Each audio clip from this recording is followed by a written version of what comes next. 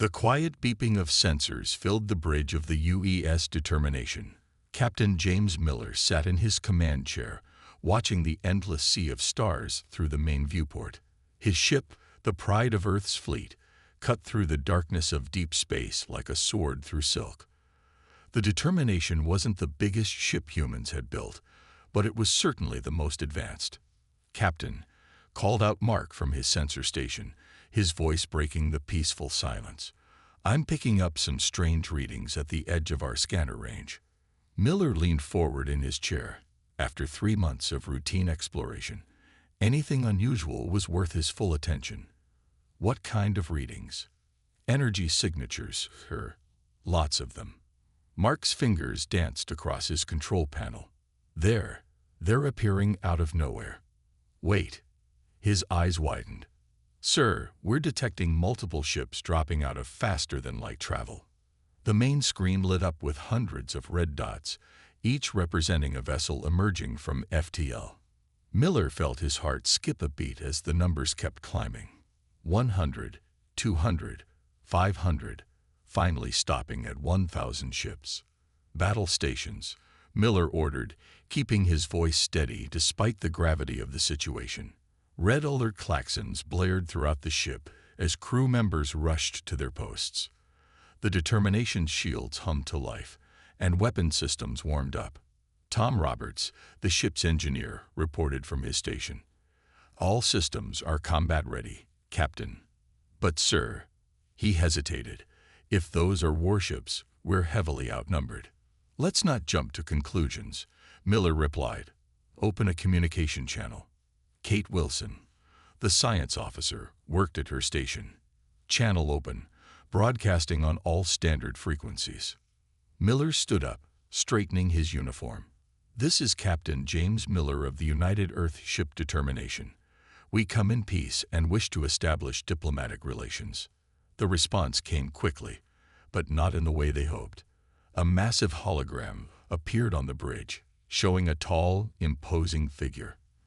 The alien's metallic skin gleamed under its own lights, and its 4 eyes glowed with an eerie purple hue. "Primitive vessel," the alien spoke in perfect English, its voice filled with contempt. "I am Supreme Commander of the Dominion Fleet. Your presence in our galaxy is an infection that must be cleansed. Surrender now, and we will make your extinction painless." Miller's jaw tightened.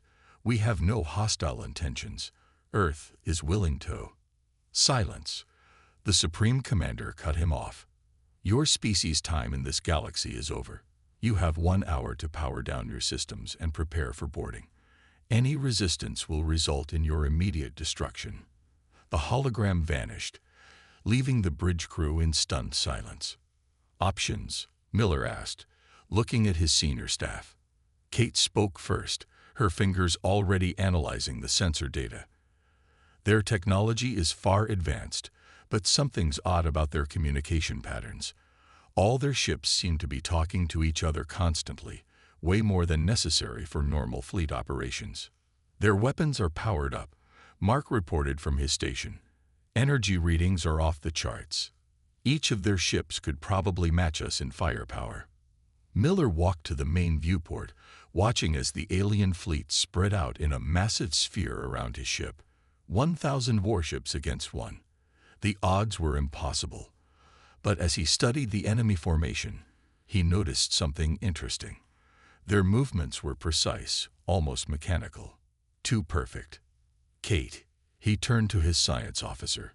"Those communication patterns you mentioned, could they be more than just talk? Could they be dependent on them?" Kate's eyes lit up as she dug deeper into the data. Yes.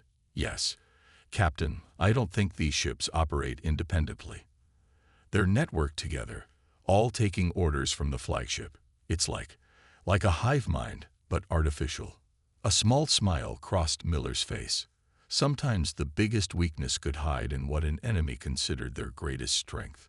1 ship against 1,000 was impossible odds, but 1 ship against 1 network. That was a different story entirely. "Tell engineering to power up our quantum computer," Miller ordered.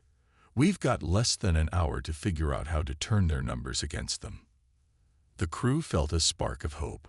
Maybe, just maybe, humanity's greatest battle wouldn't be won with weapons at all, but with something the Dominion clearly lacked: human ingenuity. Kate Wilson hadn't left her science station since the alien ultimatum. While the massive Dominion fleet loomed outside, she dove deep into their communications, trying to crack their code. The bridge crew worked in tense silence, broken only by the quiet beeping of instruments. "Captain," Kate called out suddenly, her voice excited. "I think I've found something important." Miller walked over to her station, where streams of alien data filled multiple screens. "What have you got?" "Their communications aren't just orders or messages," Kate explained, pointing to a complex pattern on her screen. "Look at this. Every ship sends constant updates to the flagship. Navigation, weapons, life support. Everything needs approval from their central command." Tom Roberts joined them from his engineering station. "That's incredibly inefficient. Why would such an advanced species use such a restrictive system?"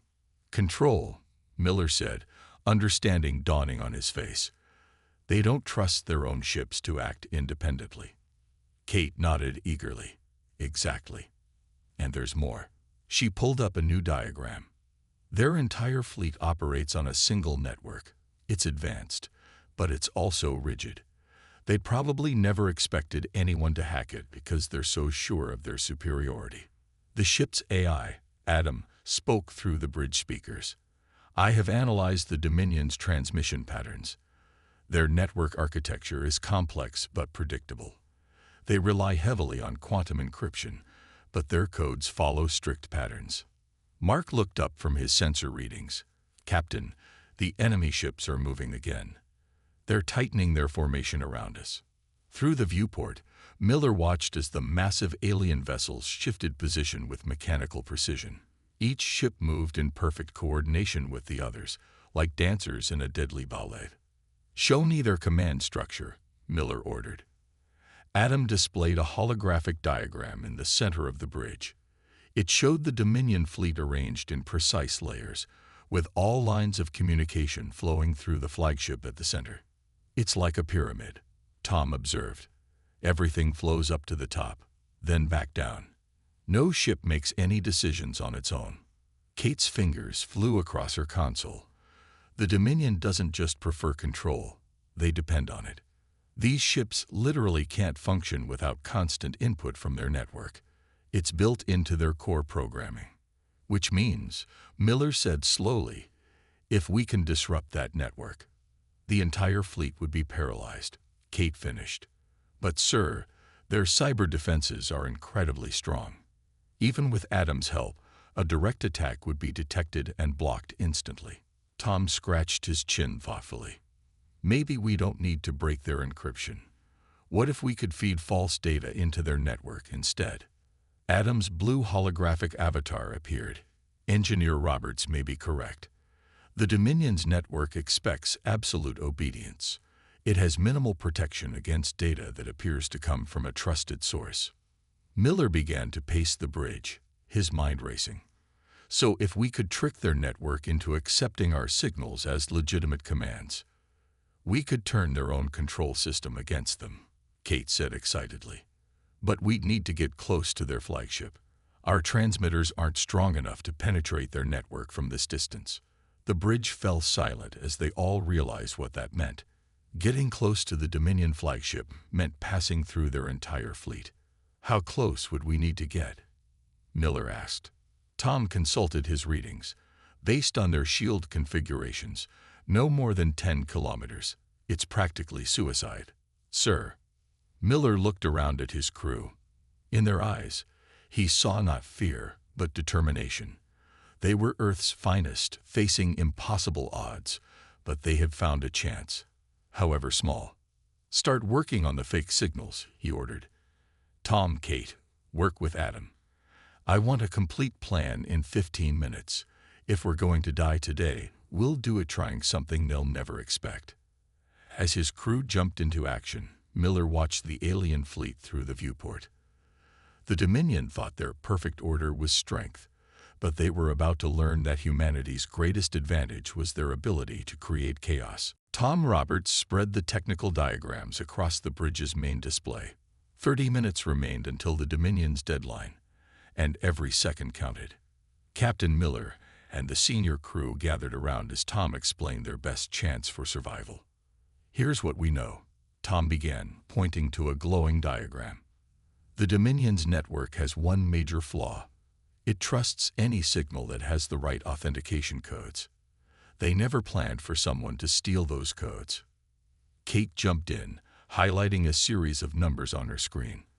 "I've managed to copy some of their basic command codes by watching their routine transmissions. The hard part is getting close enough to use them." "Show me the approach plan," Miller ordered. Adam, the ship's AI, projected a 3D map of the space around them. 1,000 red dots represented the Dominion ships, arranged in perfect circles around the determination. "I've calculated a possible route," Adam said, drawing a blue line through the enemy formation. "If we time our acceleration perfectly, we can use their own formation gaps against them. Their ships are positioned so precisely that they actually leave predictable blind spots." Miller studied the path. "That's threading a needle through 1,000 moving targets." "It gets trickier," Tom added. "We'll need to divert power from our shields to boost our quantum computer. Adam needs the extra processing power to generate fake commands that will fool their network." Mark spoke up from his station. "Sir, with reduced shields, even a glancing hit from their weapons would cripple us." "How long will we be vulnerable?" Miller asked. 3 minutes, Tom replied.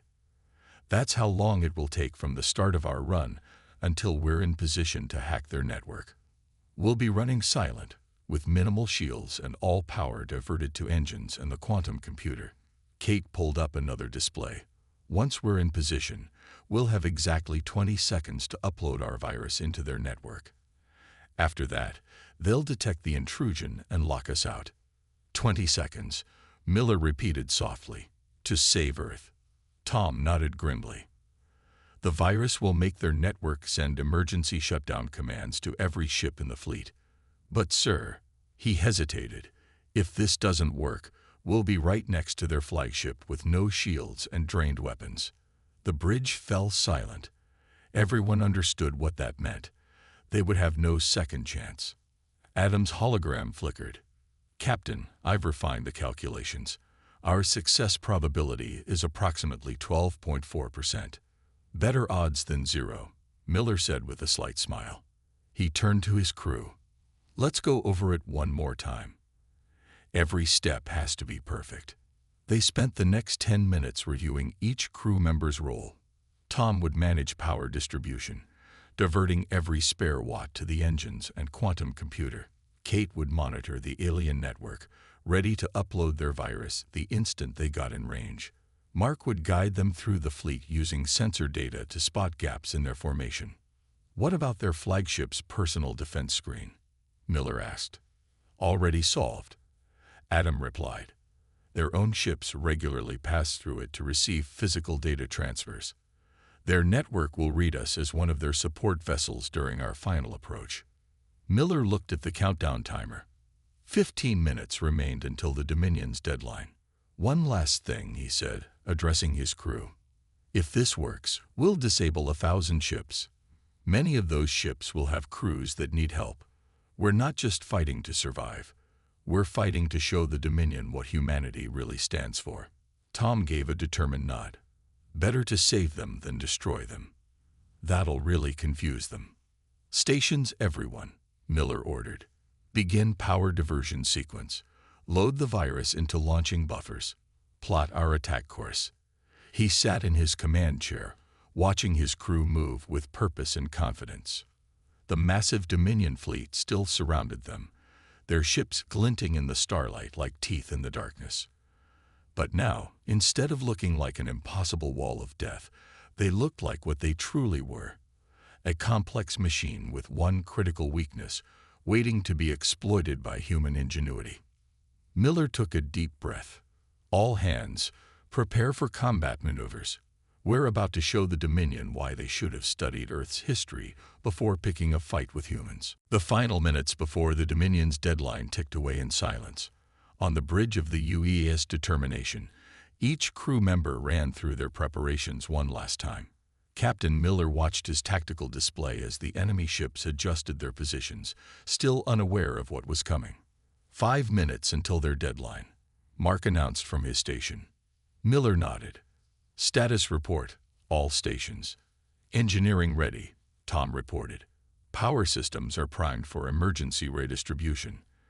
The moment you give the word, all power will route to engines and the quantum computer. Science station ready, Kate said. Virus is loaded and waiting. Adam and I have triple-checked the code. It'll look just like routine commands to their network. Adam's hologram appeared. Final simulations complete. I have optimized our approach vector based on the Dominion's current formation. They are surprisingly predictable in their movements. The massive alien flagship dominated the view through the bridge windows. Its hull gleamed with a metallic purple sheen, making it look more like a floating city than a warship. Smaller ships orbited around it in perfect patterns, like moths around a flame. Look at them, Tom said quietly. All that power, all that advanced technology, and they still don't understand their biggest weakness. What's that? Kate asked. They think perfect order means perfect strength. They'd forgotten how to adapt. The Supreme Commander's hologram suddenly appeared on the bridge, its 4 eyes glowing with contempt. Your time expires in 3 minutes, primitive ones. Have you prepared for your surrender? Miller stood from his chair, facing the hologram calmly. We were just discussing that. Would you mind explaining something first? Why do you call us primitive? The alien commander seemed surprised by the question. You travel in a single ship. You lack proper fleet coordination. Your technology is inferior. You are barely more than animals playing with tools you don't understand.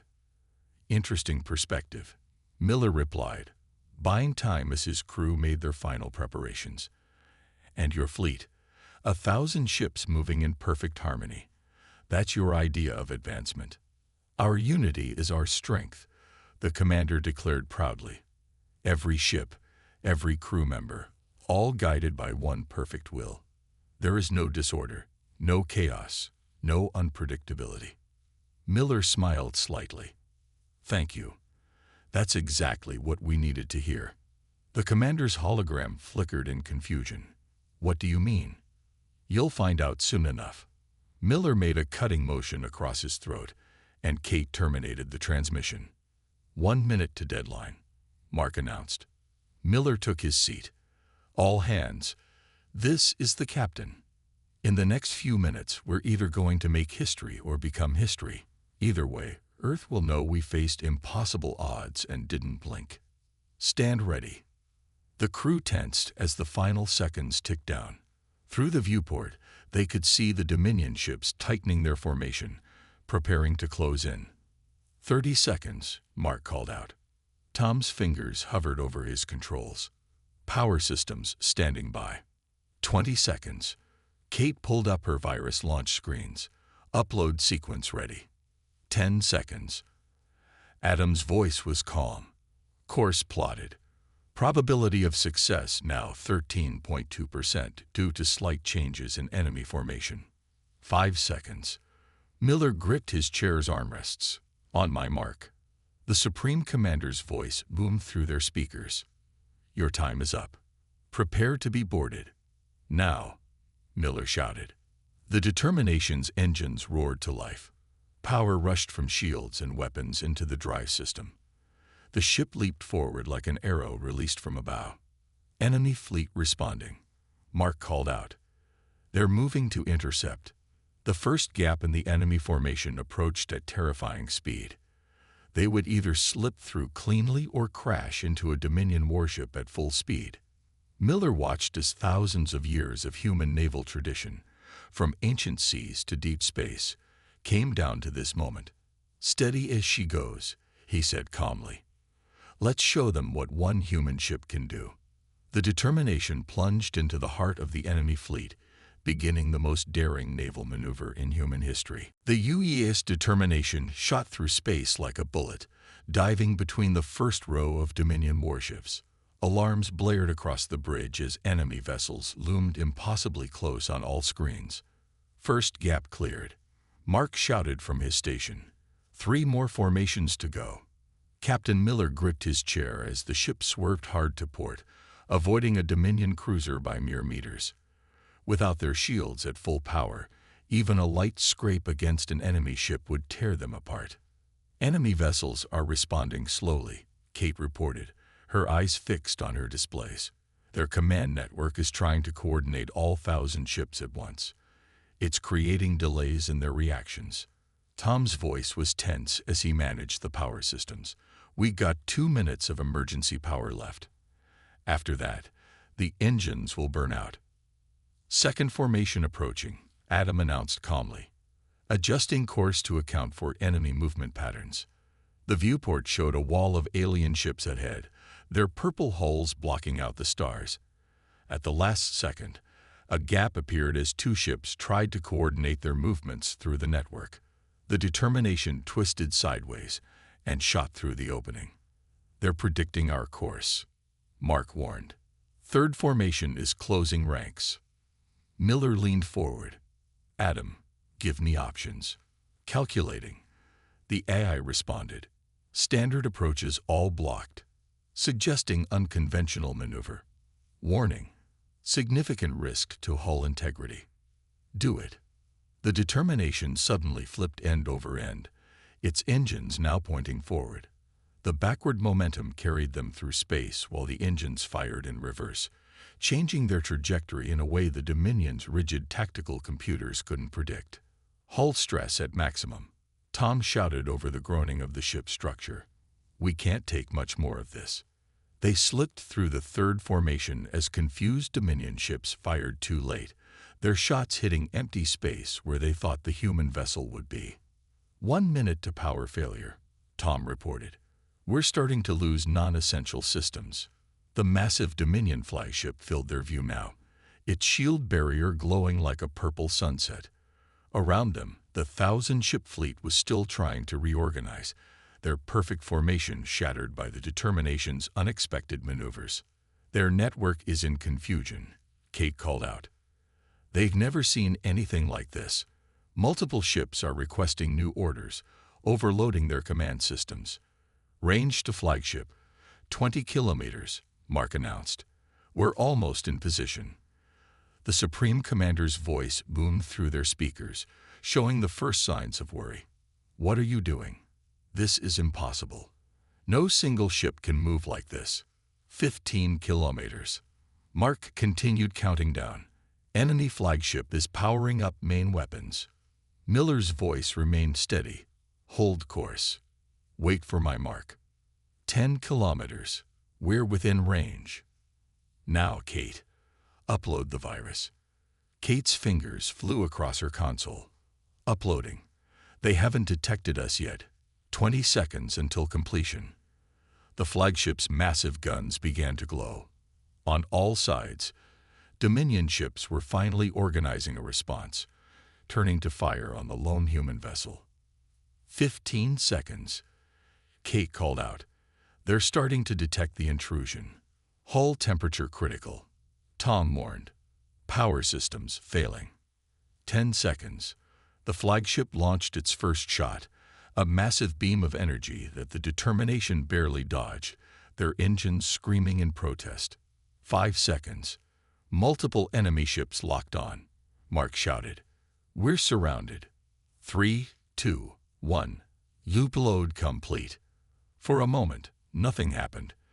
The Determination hung in space, powerless and exposed, surrounded by 1,000 enemy guns ready to fire. Then, like dominoes falling in space, the Dominion ships began to go dark. The flagship's lights flickered and died. Ship after ship lost power as the virus spread through their network, sending emergency shutdown commands to every vessel in the fleet. It worked, Kate whispered in disbelief.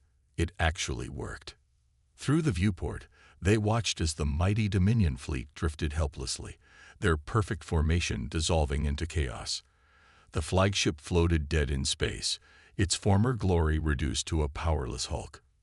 Miller allowed himself a small smile. Send a message to all Dominion ships. Tell them the primitives are standing by to assist with emergency power and life support. The victory was complete, not just in battle, but in proving that humanity's greatest strength lay in its ability to think differently, act boldly, and show mercy even in triumph. Silence filled the bridge of the UES Determination as the crew watched the unfolding chaos.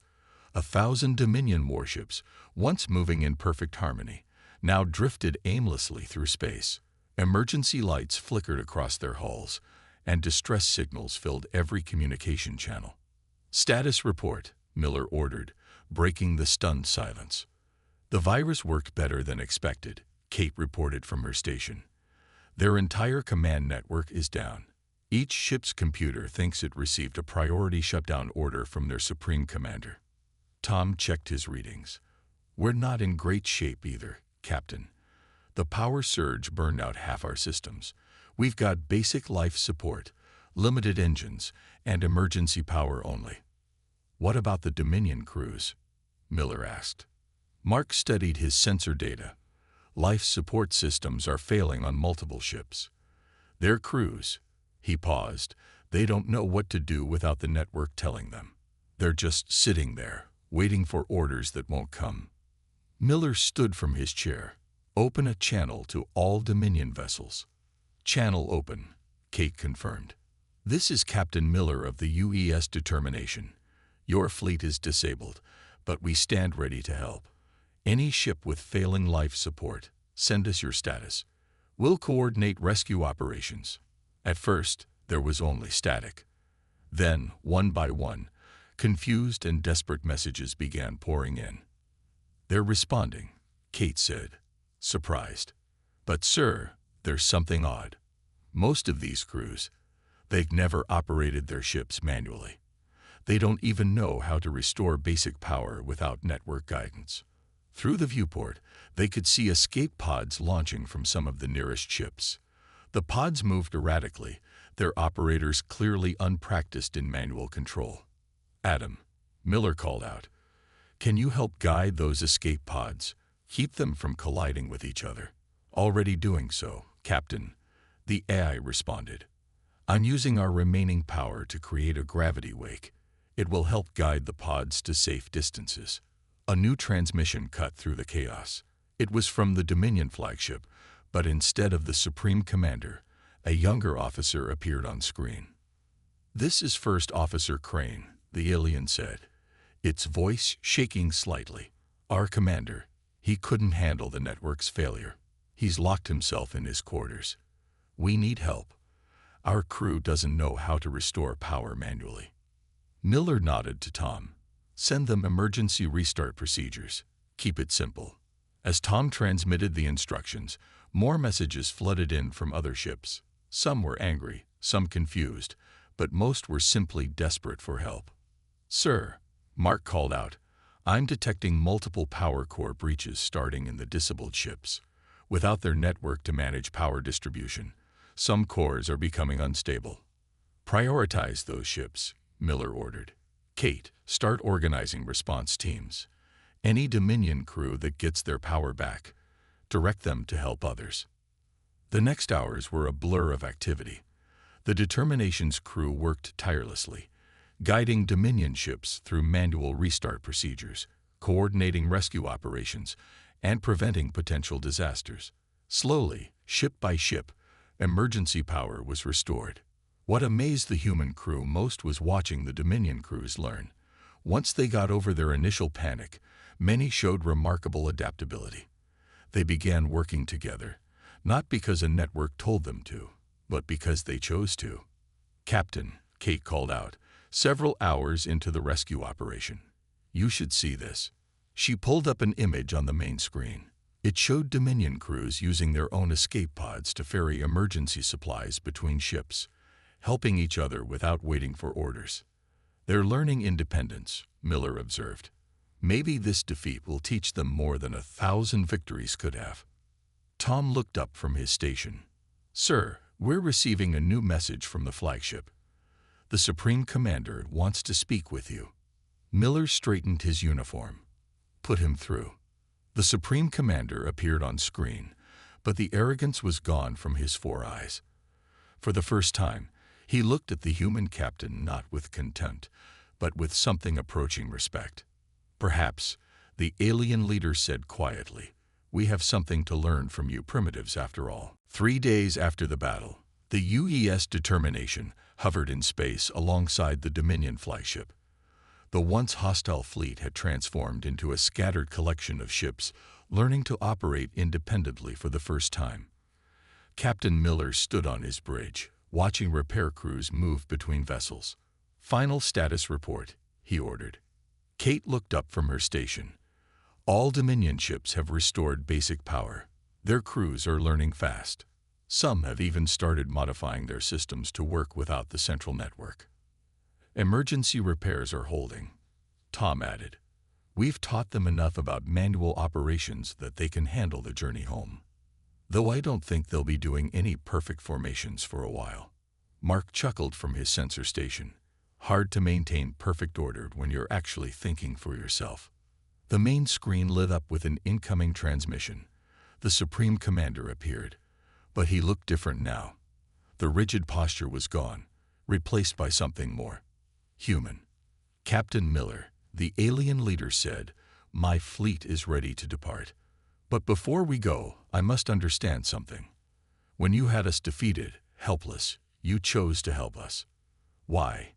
Miller smiled. "Because that's what humans do. We fight when we must, but we help when we can. Strength isn't just about winning battles. It's about what you do after you win them." The Supreme Commander was quiet for a moment. "In all our centuries of expansion, we never encountered a species like yours. Our network made us powerful, but it also made us predictable, limited. And now?" Miller asked. "Now we return home with a different story to tell. Not just of defeat, but of transformation. Already, my crews speak of changing our ways. They want to learn, to think independently, to—" He hesitated, "to be more like humans." Adam's hologram appeared. "Captain, I've completed the final data transfer. The Dominion ships now have basic manual operation guides and emergency procedures in their computers. They can reference them without needing network approval." The Supreme Commander nodded. "Your eye has been surprisingly helpful. Another thing we must reconsider, our fear of independent thinking machines." "Sometimes," Miller said, "the best teachers are those who prove our assumptions wrong." Across space, the Dominion ships were beginning to power up their engines. Their movements were no longer perfectly synchronized. Each ship now moved with its own slight variations, like individual dancers finding their own rhythm. "One last thing," the Supreme Commander said. "Our historians wish to name this encounter. They suggest the Day of Humbling, but I feel that misses the point." Miller thought for a moment. "How about the lesson of determination? Not just for our ship's name, but for what it taught us all, that determination matters more than numbers." The alien leader's four eyes seemed to smile. "Agreed. We will remember this day, Captain Miller. And we will remember that the species we called primitive taught us the most advanced lesson of all, the power of thinking differently." The transmission ended, and the bridge crew watched as the Dominion fleet prepared to depart. One by one, the ships entered faster than light travel, their energy signatures blinking out like stars at dawn. "Setting course for Earth," Mark announced, "though this story's probably gotten there ahead of us." "Let them tell it," Miller said. "Let them tell how one ship faced 1,000. But make sure they also tell what happened after, how humanity won not just through cleverness, but through compassion." The Determination's engines hummed to life, still bearing the scars of their desperate gambit. As they turned toward home, Kate spoke up one last time. "Sir, we're receiving messages from across human space. Apparently, the Dominion has already begun broadcasting what happened here. They're calling it the Miller Doctrine. The idea that true strength lies not in overwhelming force, but in the ability to adapt, improvise, and show mercy. Miller smiled as Earth's coordinates locked into their navigation computer. His ship had faced impossible odds and won, but the real victory wasn't in defeating the enemy. It was in turning them into something better than enemies. The determination jumped to light speed, leaving behind the battlefield where one human ship had changed the course of galactic history, not just through force of arms, but through the greatest power humanity possessed, the ability to turn enemies into friends.